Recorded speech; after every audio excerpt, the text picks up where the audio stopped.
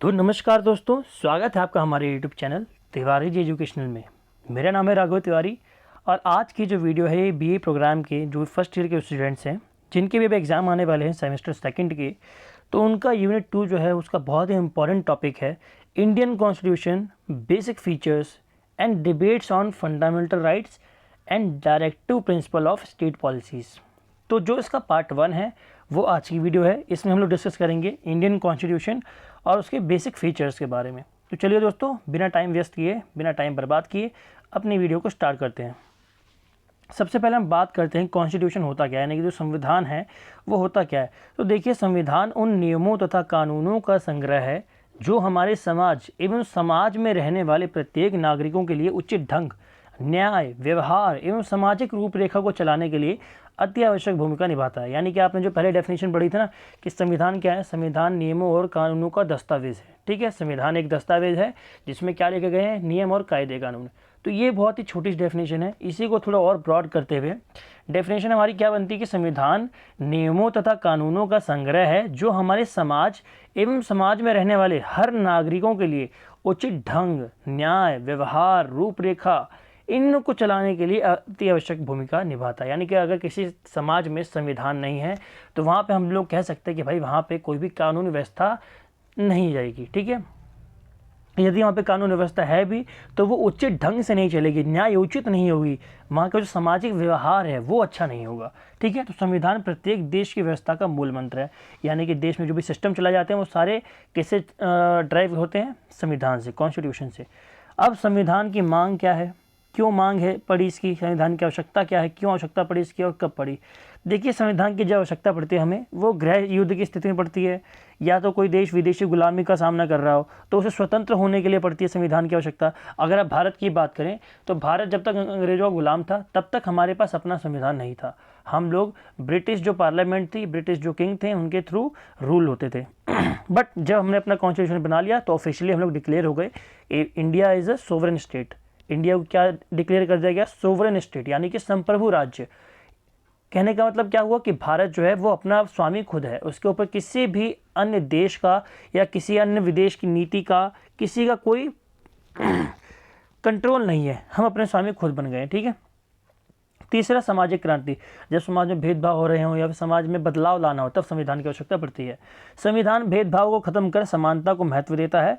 यह सरकार की शक्तियों को सीमित कर नागरिकों को अस्तित्व प्रदान करता है। यानी कि अगर हम देखें किसी देश में संविधान नहीं है तो वहाँ पे सरकार जो होती है वो मोस्ट प्रोबेबली तानाशाही की ओर भाग जाती है। ठीक है, आप कई कंट्रीज़ में देखेंगे जहाँ पे संविधान के थ्रू शासन अगर नहीं चलता है तो वहाँ पे मोस्ट प्रोबेबली आपको डिक्टेटरशिप ही देखने को मिलेगी। ठीक है, वहाँ पे हमेशा आपको तानाशाही देखने को मिलेगी। यह सरकार व नागरिकों के मध्य तालमेल को बढ़ाता है। यानी कि जो संविधान है ये क्या करता है, सरकार और नागरिकों के बीच में तालमेल को बढ़ाता है। सरकार कैसे चलेगी और नागरिकों को सरकार के आज्ञाओं का पालन करना है और किन आज्ञाओं का पालन करना है ये कौन बताता है, तो ये बताता है हमारा संविधान। आगे हम बात करते हैं भारत के संविधान के बारे में। तो भारतीय संविधान 26 जनवरी 1950 को लागू हुआ था। यह एक वैधानिक दस्तावेज है। वैधानिक मतलब क्या होता है, लीगल। ठीक है, कानूनी दस्तावेज है। ये कोई आपस में लोगों ने बैठ के, सामाजिक कोई दस्तावेज नहीं है। सोशल कॉन्ट्रैक्ट की थ्योरी यहाँ पे एप्लीकेबल नहीं है कि भाई हाँ, जो कहते थे कि राज्य जो है वो सामाजिक संस्था है, समाज में लोगों ने बैठ के उसको बनाया है, तो ऐसा संविधान के साथ नहीं है। संविधान एक कानूनी दस्तावेज है।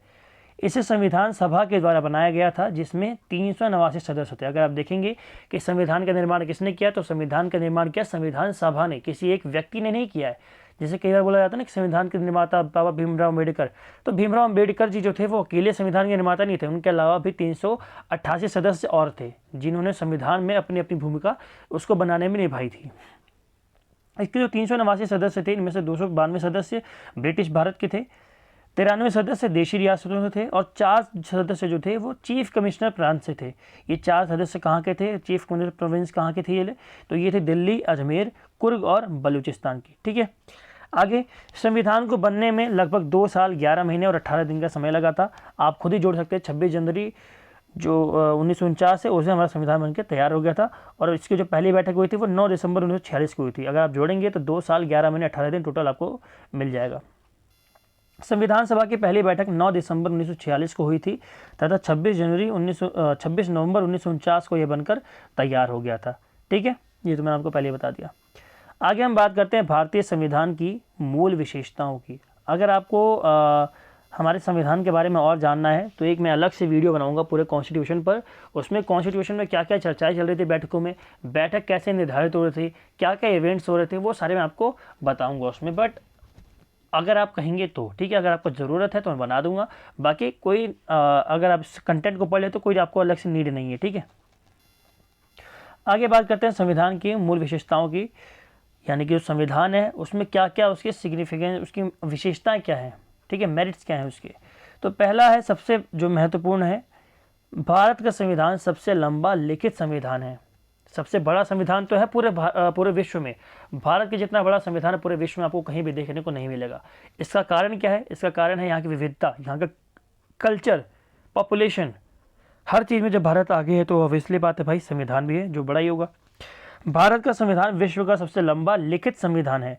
संविधान में एक प्रस्तावना, 395 अनुच्छेद तथा 12 अनुसूचियां हैं। संविधान में 1951 से लेकर आज तक विभिन्न प्रकार के संशोधन भी किए जा चुके हैं।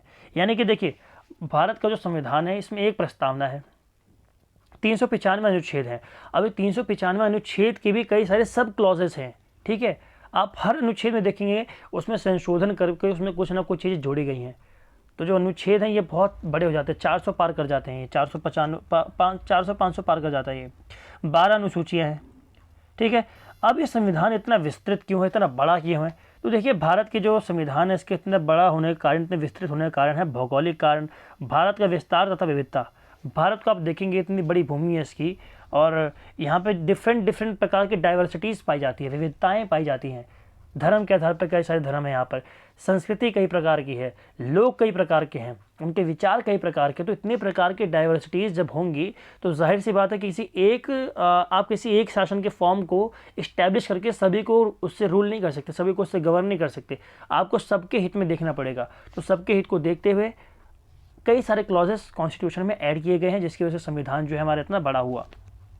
1935 के अधिकतम अधिनियम का प्रभाव, जो 1935 का भारत शासन अधिनियम था, ज़्यादातर जो हमारे क्लॉजेस हैं, ज़्यादातर हमारे जो रूल्स हैं, ज़्यादातर जो कॉन्स्टिट्यूशन के आर्टिकल्स हैं वो वहीं से लिए गए हैं, ठीक है। आप कई लोग को देखेंगे वो बोलते हैं कि भाई जो 1935 का इंडिया गवर्नमेंट का जो एक्ट था उसी का एक कार्बन कॉपी है। आगे, संविधान सभा में कानून विशेषज्ञों का प्रभाव। आप देखेंगे कि भाई जो संविधान सभा के ज़्यादातर लोग थे ना, वो वकील थे या कानूनी सलाहकार थे, कहीं ना कहीं वो लीगली वो लोग इफेक्टेड थे, ठीक है। तो आप देखेंगे कि उन लोगों ने क्या किया, ऐसी ऐसी चीज़ें लाए हैं जिनसे भारत में कानून व्यवस्था को कोई नुकसान ना पहुँचे। तो इतने सारी चीज़ों को यहाँ पे जोड़ दिया गया, हर चीज़ को सोच समझ के जोड़ा गया है, ठीक है। ये करेंगे तो कैसा होगा, वो करेंगे तो कैसा होगा, हर चीज़ों को जोड़ दिया गया ताकि आगे आने वाले टाइम पे कोई भी समस्या किसी को सामना न करना पड़े समस्याओं का, ठीक है। दूसरा जो इसका मेन विशेषता है वो है विभिन्न स्रोतों से लिया गया। जी बिल्कुल सही बात है, भारतीय संविधान जो है वो कई स्रोतों से लिया गया है। इसे कई लोग उधार लिया गया संविधान भी बोलते हैं, ठीक है। इसके अधिकांश प्रावधान जो हैं वो 1935 के भारत शासन अधिनियम से लिए गए हैं। बाकी इसके अन्य स्रोत क्या क्या हैं, देखिए 65% तो इसका जो 1935 का गवर्नमेंट ऑफ इंडिया एक्ट था उसी से लिया गया है, 65% जो पोर्शन है कॉन्स्टिट्यूशन का। बट कई सारे सोर्सेज हैं जो अन्य हमारे कई सारे प्रोविजंस हैं जो बाहर के कॉन्स्टिट्यूशन से लिए गए हैं। कौन कौन से हैं, देखिए पहले अमेरिका की बात करते हैं। तो अमेरिका से जो आप देखते हैं मूल अधिकार, मौलिक अधिकार, वो लिया गया है। महाभियोग लिया गया है। महाभियोग क्या होता है, राष्ट्रपति को हटाने का प्रोसेस होता है, या आप सुप्रीम कोर्ट के वकील को भी हटा सकते हैं, सुप्रीम कोर्ट के जो जजेस होते हैं उनको। वित्तीय आपातकाल की जो प्रोविज़न है उसको वहाँ से लिया गया है। फिर अगर हम बात करें ब्रिटेन के कॉन्स्टिट्यूशन से तो संसदीय शासन, रूल ऑफ पार्लियामेंट, ठीक है, विधि निर्माण, लॉ मेकिंग, एकल नागरिकता, एकल नागरिकता जैसे कहते हैं हम लोग, एकल नागरिकता क्या है, ये सब आपको आगे सब पढ़ाऊंगा मैं इसकी विशेषताओं में, ठीक है। आयरलैंड के संविधान से क्या लिया गया, तो ऑलमाइटी नीति निर्देशक तत्व, ठीक है, DPSP। ऑस्ट्रेलिया के कॉन्स्टिट्यूशन से क्या लिया गया है, प्रस्तावना की भाषा, जो आप भारत की प्रस्तावना देखते हैं संविधान की, उसकी भाषा जो है वो ऑस्ट्रेलिया से ली गई है। समवर्ती सूची का प्रोविज़न जो है वहाँ से लिया गया है। जो शक्ति विभाजन का जो सिद्धांत है, सेंटर और स्टेट के बीच में शक्तियों का विभाजन, उस प्रोविज़न को भी वहीं से लिया गया ऑस्ट्रेलिया के कॉन्स्टिट्यूशन से। अगर आप जर्मनी की बात करें तो जर्मनी से आपातकाल में जो मौलिक अधिकार राष्ट्रपति के पास होते हैं उन्हें लिया गया है, ठीक है। आपातकाल में आप देखेंगे कई सारे जो मौलिक अधिकार हैं वो आपको नहीं मिलते हैं, ठीक है, मौलिक अधिकारों का हनन होता है आपातकाल के टाइम पर। तो ये प्रोविज़न कहाँ से लिया गया? जर्मनी से। दक्षिण अफ्रीका से क्या लिया गया? संवैधानिक संशोधन। आप देखते हैं ना कि जो 395 अनुच्छेद हैं वो इतने बढ़ के कैसे हो गए? उसका एक प्रोसेस होता है पूरा, वो प्रोसेस जो है संशोधन का, वो प्रोसेस कहाँ से लिया गया है? वो दक्षिण अफ्रीका को कॉन्स्टिट्यूशन से लिया गया है। फिर रूस से आपका क्या लिया गया है? फंडामेंटल ड्यूटीज़ यानी कि मौलिक कर्तव्य लिए गए हैं। कनाडा के संविधान से क्या लिया गया है? संघ व राज्य के बीच शक्तियों का बंटवारा। संघवाद का जो उदय है, संघवाद का जो जनक है, वही कनाडा को कहा जाता है। तो संघवाद का जो कॉन्सेप्ट है वो हम लोगों ने कनाडा से अडॉप्ट किया है। फिर बात करते हैं तीसरी जो उसकी विशेषता है वो है मौलिक अधिकारों की।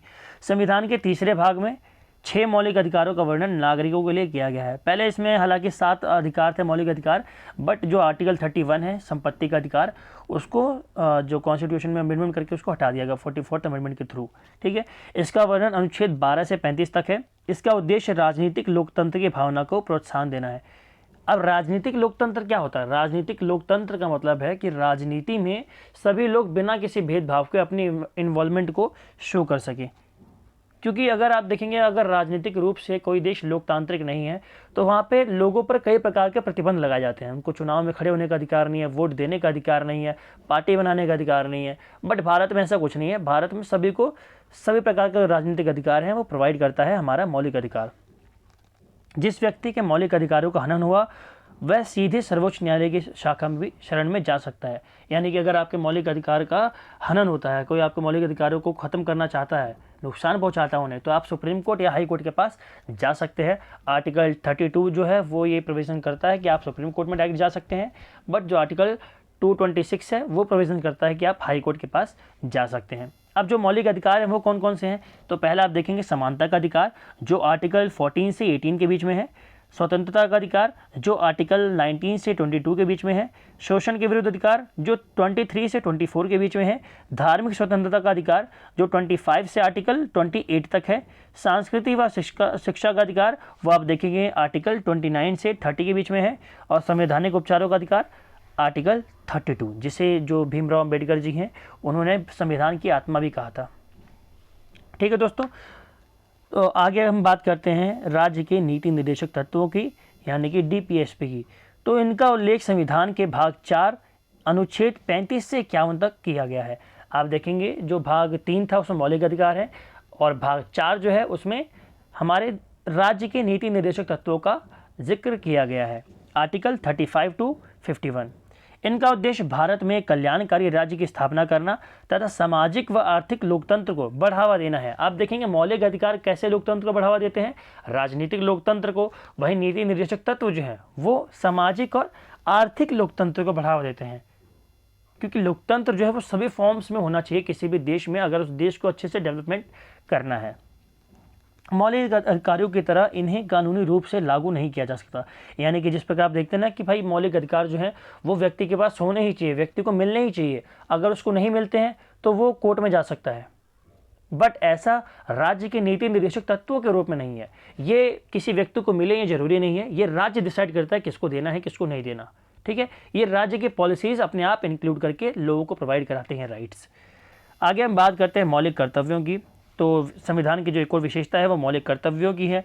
मूल संविधान में इनका कोई उल्लेख तो था नहीं, बट स्वर्ण सिंह जो समिति थी उसकी सिफारिश पर 1976 में जो 42nd अमेंडमेंट था कॉन्स्टिट्यूशन का, उसके द्वारा इसे भाग 4A में जोड़ा गया। यानी कि जो कॉन्स्टिट्यूशन का जो पार्ट 4A है, पार्ट 3 मौलिक अधिकार, पार्ट 4 नीति निर्देशक तत्व, और पार्ट 4 में A मौलिक कर्तव्य यानी कि फंडामेंटल ड्यूटीज़, और इसका आर्टिकल है 51A।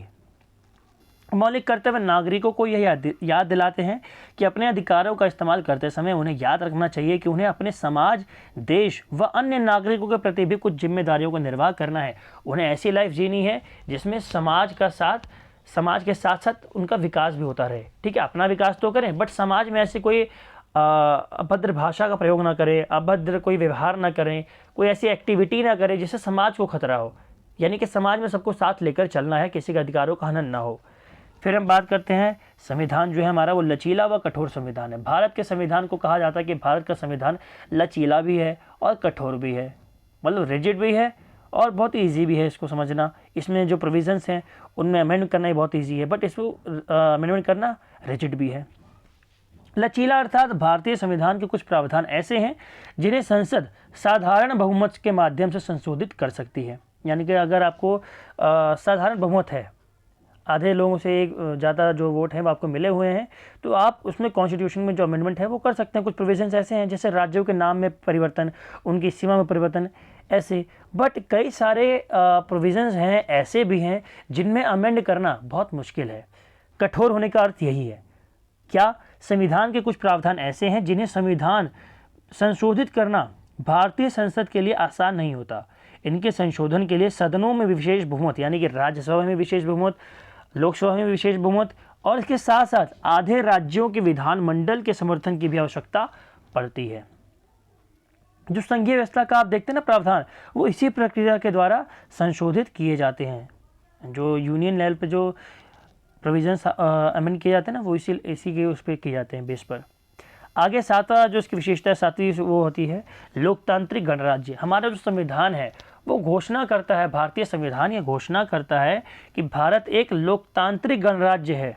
ठीक है, अगर आप भारत के संविधान की प्रस्तावना देखेंगे तो वो कहता है कि भाई भारत को एक लोकतांत्रिक गणराज्य बनाने के लिए, यानी कि भारत में जो लक्ष्य है घोषित क्या किया गया है, भारत को एक ऐसा गणराज्य बनाएंगे जो लोकतांत्रिक हो, जहां सभी लोगों को अधिकार हो, चाहे वो राजनीतिक अधिकार हो, आर्थिक अधिकार हो या सामाजिक अधिकार हो। इसका अर्थ यह है कि भारत एक गणराज्य होगा तथा उसके राज्य अध्यक्षों का चुनाव लोकतांत्रिक तरीके से किया जाएगा। यानी कि भारत में जो राजा होगा, जो प्रेसिडेंट होगा, पीएम होगा, वो कोई राजा का बेटा राजा नहीं बनेगा। ऐसी बात नहीं कि पीएम का बेटा ही पीएम बनेगा, प्रेसिडेंट का बेटा ही प्रेसिडेंट बनेगा। बट इलेक्शंस किए जाएंगे, इलेक्शंस के थ्रू वो चयनित होगा। ठीक है, भारत में सर्वोच्च पद पर काबिज होने के लिए भी लोकतांत्रिक विधि का ही प्रयोग किया जाता है। यानी कि अगर आपको राष्ट्रपति बनना है, सबसे जो उच्च पद है भारत में, उसके लिए भी आपको चुनाव के प्रोसेस से गुजरना पड़ेगा। आगे बात की जाती है भारत के संविधान की विशेषता की, तो 8वीं विशेषता है एकल नागरिकता। अब एकल नागरिकता का मतलब क्या होता है? आप देखेंगे बाहर के कॉन्स्टिट्यूशंस में आपको डुअल सिटीजनशिप की जरूरत पड़ती है, बट इंडिया में सिंगल सिटीजनशिप का प्रोविजन है। ये क्या कहता है? भारत का नागरिक केवल भारत का ही नागरिक होगा, वह किसी प्रांत का नागरिक नहीं होगा, अमेरिका की तरह। जैसे आप अमेरिका में देखेंगे कि वहाँ पर राज्य जो हैं, जो प्रांत हैं, प्रोविंस हैं, वहाँ की सिटीजनशिप लोगों को अलग से लेनी पड़ती है और अमेरिका की सिटीजनशिप उनको अलग से लेनी पड़ती है। तो ये डुअल सिटीजनशिप हो गई, यानी कि आप स्टेट के नागरिक भी हैं और अपनी कंट्री के भी नागरिक हैं, दोनों की आपको अलग अलग सिटीजनशिप लेनी पड़ेगी। बट इंडिया में ऐसा कोई प्रवेश नहीं है। इंडिया में जो प्रोविज़न है वो कहता है कि भाई अगर आप भारत के नागरिक हैं तो आप पूरे भारत के नागरिक हैं, यानी कि आप उत्तर प्रदेश के भी नागरिक हैं, आप छत्तीसगढ़ के भी नागरिक हैं, आप मध्य प्रदेश के भी नागरिक हैं, आप सारे राज्यों के नागरिक हैं। आपको किसी राज्य की नागरिकता अलग से लेने की कोई ज़रूरत नहीं है। अन्य किसी नागरिकता ग्रहण करने के मात्र से ही व्यक्ति की नागरिकता खत्म हो जाती है। अगर आप देखेंगे, अगर आप किसी और देश की नागरिकता को ग्रहण कर लेते हैं तो आपकी ऑटोमेटिकली जो भारत की नागरिकता है, जो इंडिया की सिटीजनशिप है, वो आपकी खत्म हो जाती है।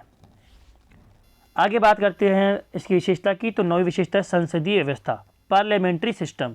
भारतीय संविधान में शासन की संसदीय प्रणाली को अपनाया गया है।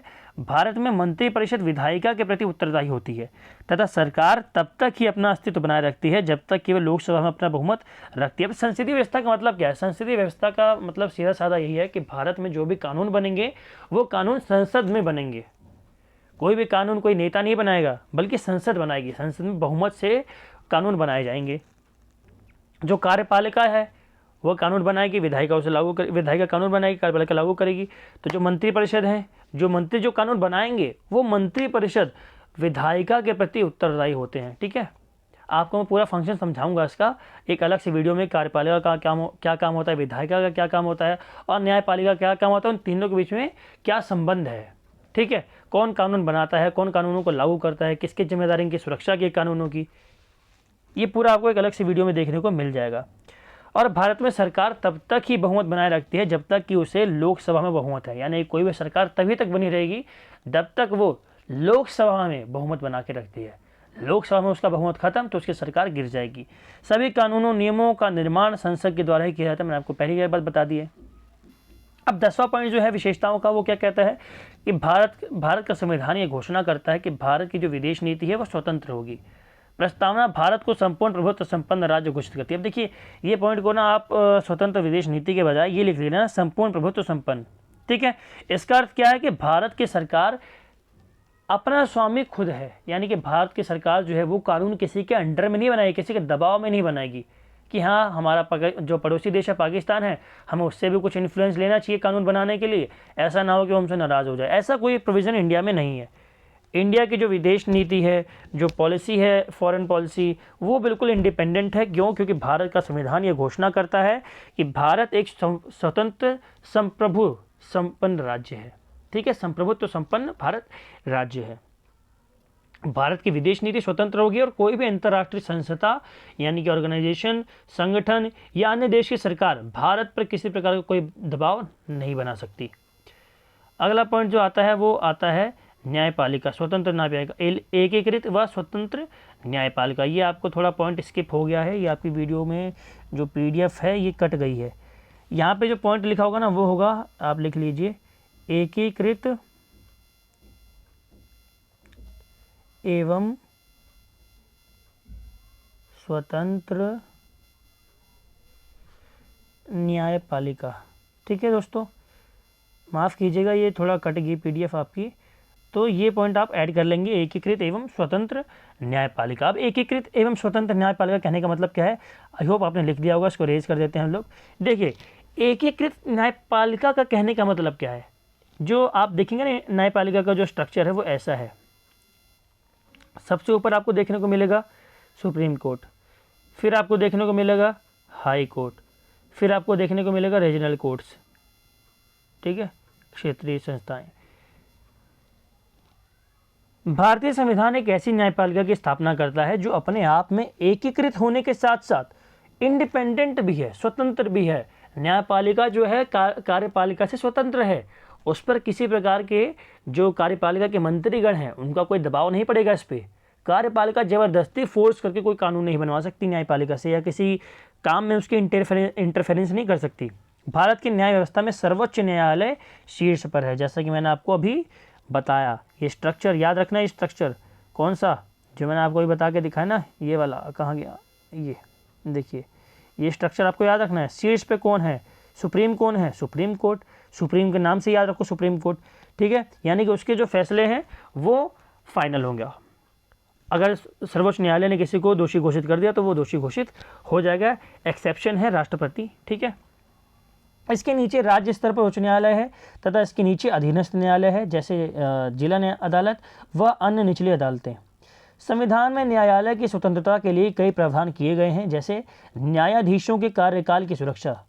न्यायाधीशों को कोई जब तक वो कार्यकाल में है उनके कोई हटा नहीं सकता उन्हें, ठीक है। महाभियोग का प्रोसेस है वो हटाने का अलग से। संचित निधि से सर्वोच्च न्यायालय के सभी खर्चों का वहन, जो सुप्रीम कोर्ट है उसके जितने भी खर्चे होंगे उनका संचित निधि से खर्चा निकाला जाएगा। संचित निधि क्या होती है ये सब आपको एक वीडियो में मैं पूरा कवर कर दूंगा जब कॉन्स्टिट्यूशन आपको टॉपिक पूरा पढ़ाऊंगा ढंग से, ठीक है। ये आपके पेपर में आपके नहीं आएगा। कार्यपालिका से न्यायपालिका को अलग रखना, ये सब काम क्या बताते हैं कि भाई जो हमारी जुडिशरी है वो इंडिपेंडेंट है कार्यपालिका से। 12वां पॉइंट आता है एकात्मता की ओर झुकाव के साथ संघीय व्यवस्था। अब एकात्मता देखो, भारतीय संविधान का नहीं, ये बहुत बड़ी विशेषता है। यहाँ पे आपको एकात्मकता के भी आपको लक्षण देखने को मिलेंगे और संघीय व्यवस्था के भी लक्षण आपको देखने को मिलेंगे। अब एकात्मकता क्या है, भारतीय संविधान संघीय सरकार की स्थापना करता है। अब संघीय सरकार मतलब भारत में संघ के सभी लक्ष्य विद्यमान है, जैसे 2 सरकार। भारत में आप देखेंगे ना, एक स्टेट लेवल की गवर्नमेंट होती है और एक होती है सेंट्रल लेवल की गवर्नमेंट। इसे हम कहते हैं फेडरलिज्म, संघवाद, ठीक है। शक्ति का विभाजन होता है, जैसे सेंट्रल लेवल पे गवर्नमेंट और स्टेट लेवल पे गवर्नमेंट। शक्तियों का पृथक्करण बता दिया। लिखित संविधान, भारत का जो कॉन्स्टिट्यूशन है वो कैसा है, रिटन कॉन्स्टिट्यूशन, द्विसदनीय है। देखो भारत में कितने सदन हैं, 2 सदन, लोकसभा और राज्यसभा, ठीक है। दोनों सदनों का अपना अपना महत्व है, दोनों सदनों की अपनी अपनी इंपॉर्टेंस है। स्वतंत्र न्यायपालिका, ये सब किसकी विशेषता है, संघीय सरकार की। वहीं पर अगर हम एकात्मकता की बात करें, एक सशक्त केंद्र, यानी कि जो भाई हमारा केंद्र है ना, जो सेंटर है हमारा, वो ज़्यादा पावरफुल है। सेंटर के पास पावर्स ज़्यादा हैं एज कंपेरिजन टू स्टेट। एक संविधान, अब एक संविधान कहने का मतलब क्या है, मतलब पूरे भारत में सिर्फ एक संविधान है, किसी राज्य का अलग से कोई कॉन्स्टिट्यूशन नहीं होता। ये किसका लक्षण है, एकात्मकता का, यूनिफॉर्मिटी का, ठीक है। एकल नागरिकता, सिंगल सिटीजनशिप, आपको ऊपर ही समझा दिया मैंने। लचीला संविधान, केंद्र द्वारा राज्यपाल की नियुक्ति, ये कॉमा हटा देना, यहाँ पे कॉमा नहीं आएगा, ठीक है। कुछ गलतियाँ हो जाती है यार लिखते समय, तो उनको आप माफ़ करना यार, ठीक है। केंद्र द्वारा राज्यपाल की नियुक्ति। अब देखिए स्टेट्स में जो आपको देखेंगे ना एडमिनिस्ट्रेशन जैसे चलता है स्टेट्स में, राज्य में, एक तो होता है मुख्यमंत्री, बट मुख्यमंत्री से भी ऊपर कौन होता है, वो होता है राज्यपाल, आपका लेफ्टिनेंट, ठीक है। लेफ्टिनेंट जो आपका लेफ्टिनेंट गवर्नर होता है, गवर्नर सबसे ऊपर होता है, ठीक है। तो राज्यपाल जो होता है, उस गवर्नर की जो अपॉइंटमेंट होती है वो कौन करता है, राष्ट्रपति, राष्ट्रपति यानी कि केंद्र, ठीक है। अखिल भारतीय सेवाएं, ऑल इंडिया सर्विसेज, आपातकालीन प्रावधान, आपातकाल के टाइम पे क्या होता है, स्टेट पावरलेस हो जाता है। अगर राष्ट्रीय आपातकाल घोषित हो गया ना, मान लो कोई किसी स्टेट में राष्ट्रपति शासन घोषित हो गया, राष्ट्रीय आपातकाल छोड़िए, राष्ट्रपति शासन अगर घोषित हो गया, राष्ट्रपति शासन में क्या होता है भाई, स्टेट का जितने भी एडमिनिस्ट्रेशन है, जो उसकी कैबिनेट है, वो काम करने के लायक नहीं रहती, राष्ट्रपति के पास सारी पावर्स आ जाती है। राष्ट्रपति in the sense of governor, राष्ट्रपति के नाम पे कौन शासन चलाएगा उस स्टेट में, गवर्नर चलाता है, ठीक है। ये सारे किसके लक्षण है, एकात्मकता के।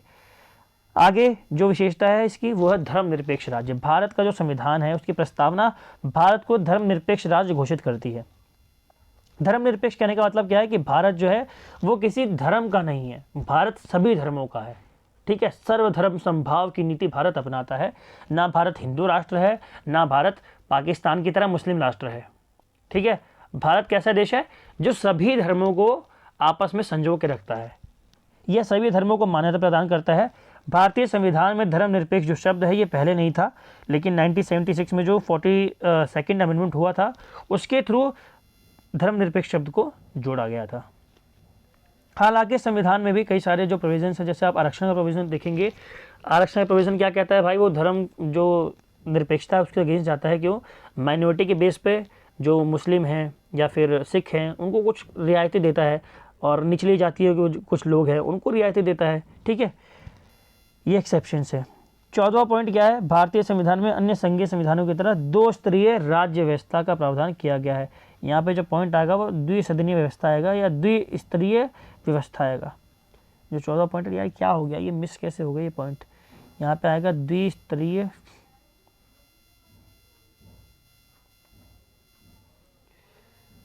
राज्य व्यवस्था, ठीक है। ये आप लिखना द्विस्तरीय राज्य व्यवस्था, माफ़ करना यार ये पता नहीं कैसे कट गया PDF, ठीक है।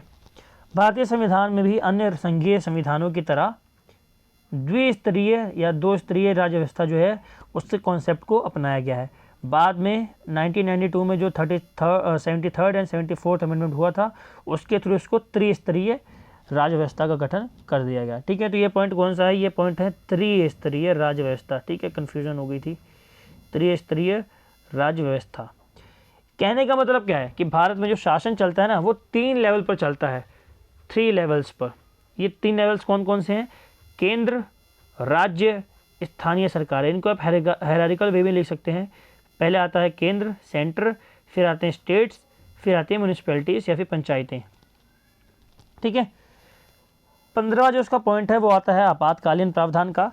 जो भारतीय संविधान है यह आपातकाल की स्थिति से निपटने के लिए भी कुछ प्रोविजंस बताता है जो राष्ट्रपति के पास हैं। इन प्रावधानों को शामिल करने का उद्देश्य है देश की संप्रभुता, एकता, अखंडता और लोकतांत्रिक ढांचे को सुरक्षा प्रदान करना। संविधान में 3 प्रकार के आपातकाल की चर्चा की गई है, यानी कि जो आपातकाल है, जो इमरजेंसी प्रोविजंस हैं वो 3 प्रकार के हैं। पहला राष्ट्रीय आपातकाल, दूसरा राष्ट्रपति शासन, तीसरा वित्तीय आपातकाल। देखो आपातकाल में क्या होता है, मान लीजिए किसी बाहरी देश ने आक्रमण कर दिया आपके ऊपर, ठीक है। तो जो जिस भी स्टेट पे आक्रमण किया है वो स्टेट जो है उसकी अर्थव्यवस्था चरमरा जाती है, या उस स्टेट की जो पॉलिटी है वो भी चरमरा जाती है, व्यवस्था जो है वहाँ की, ठीक है। पॉलिटिकल सिस्टम पूरा डिसॉल्व हो जाता है। तो उस स्थिति से निपटने के लिए जो पावर्स हैं वो सारी स्टेट के पास, राष्ट्रपति के पास चली जाती हैं, ठीक है। आपातकाल तो कोई संकट का समय आ गया है, उस संकट के समय में पावर्स कौन शेयर करेगा, किसके पास पावर जाएंगी, ठीक है। कौन इससे हमें निकालेगा, तो वो कौन आता है भाई, राष्ट्रपति आता है। पहला आपातकाल राष्ट्रीय आपातकाल आर्टिकल 352, दूसरा राष्ट्रपति शासन जो राज्य में लगता है, राज्य आपातकाल भी इसे कहते हैं, आर्टिकल 356, और फिर आता है फाइनेंशियल आपातकाल यानी कि फाइनेंशियल इमरजेंसी, आर्टिकल 360। ये अभी तक नहीं लगी है इंडिया में। इंडिया में ये दोनों लग चुकी हैं। ठीक है, ये तो भाई पता नहीं कितनी बार लग चुका है राष्ट्रपति शासन। ठीक है दोस्तों, तो आई होप दोस्तों आपको जो आज की हमारी वीडियो थी ये पसंद आई होगी, आपके सारे पॉइंट्स जो थे वो क्लियर हो गए होंगे।